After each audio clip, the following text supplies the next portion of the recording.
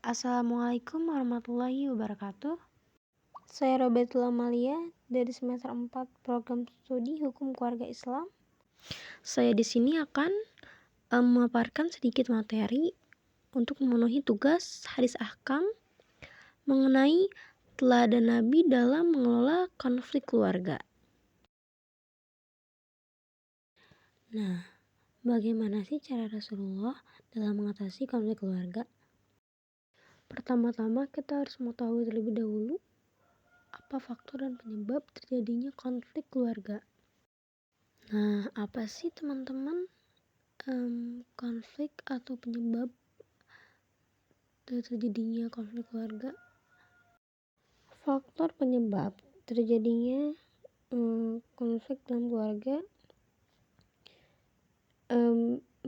berasal dari berbagai hal.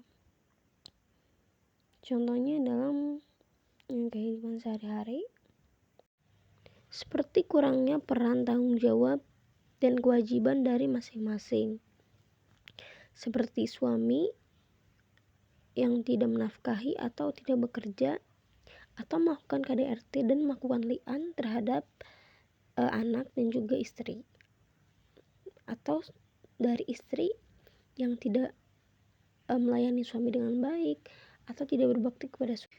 Bisa juga karena perbedaan pendapat dan juga karena pernikahan yang terpaksa atau karena dijodohkan, sehingga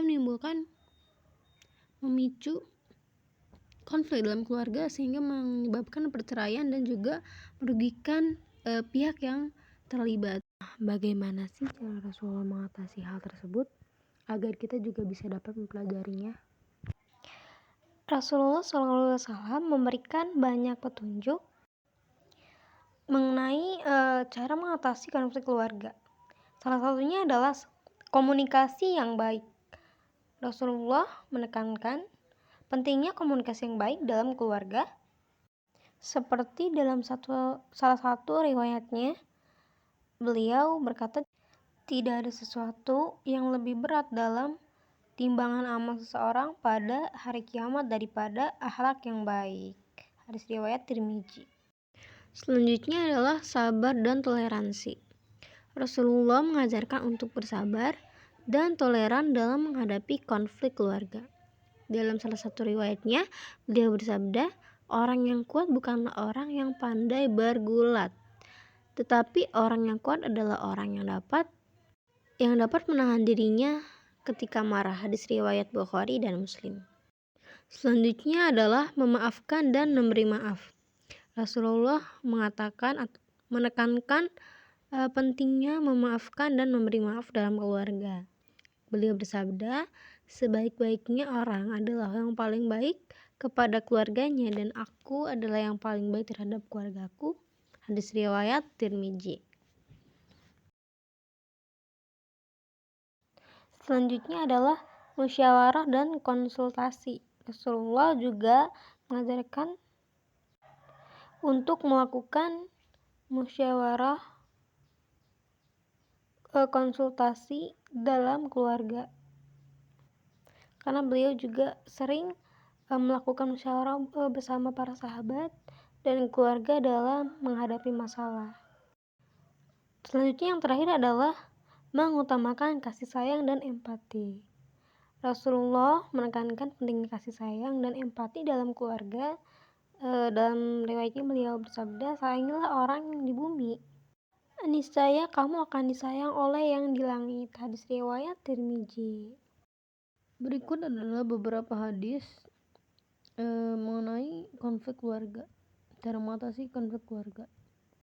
Di sini dikatakan telah menceritakan kepada kami Yahya bin Ma'in dari Ibnu Ajlan dari Sa'id dari Abu Hurairah radhiyallahu anhu. Ia berkata, suatu hari Rasulullah ditanya, wanita manakah yang paling baik? Lalu beliau menjawab, yaitu wanita yang menyenangkan suaminya ketika ia melihatnya, menaati suaminya saat ia memerintah, dan tidak menyelisihi suaminya dalam diri maupun bertanya terhadap sesuatu yang ia benci. Hadis riwayat An-Nasai dan Ahmad. Di sini dikatakan adalah wahai wanita manakah yang paling baik? Ya, berarti termasuk pada istri.